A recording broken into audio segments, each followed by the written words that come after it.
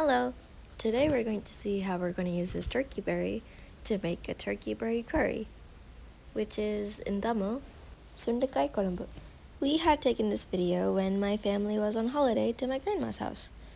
Here my mom is snipping off some berries from a neighbor's garden. It's kind of like a give and take thing over there. Like whatever my grandma grows in her garden, she shares with everyone around. And all our neighbors over there, well, they share their produce with us too. So it's just like, it's a nice thing, that everybody's there for each other and everyone shares. It's nice. We will be using some of this harvest for the curry later on. Look at how nice they are. Our neighbor, she also helped with picking these off the little stems too. Now my mom is picking chilies from my grandma's chili plant. We'll be using this later on along with these ingredients. Also, if you're wondering if we're going to use the pink flower on the left, no, we're not. That's just for decoration.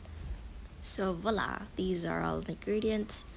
So over here we have curry powder and chilies, small onions, the turkey berries, some grated coconut, garlic, and some tamarind, along with curry leaves, which are also from my grandma's garden.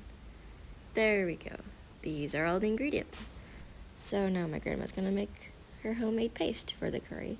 So first we got the onions, the garlic, and saute.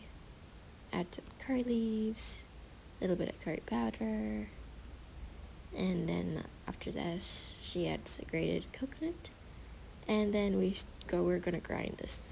It's really quite a simple dish, and it tastes really good too. Like, it's one of my mother's favorites, I think. And now the paste is ready over here, nice and yellow, and this is the part where we get on with the rest of the recipe. I didn't know how to make this initially, but after recording my grandma making this, well, I think I will get the hang of this and actually try making it one day. Now my grandma's adding a bit of the tamarind water, and mixing it around. And after it boils, we're gonna add the paste.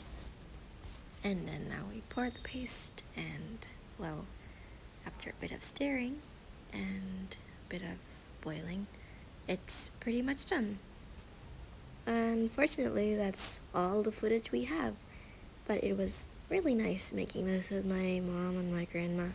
You can make lots of other dishes with turkey berries, such as this fry. It tastes amazing with a hint of bitterness.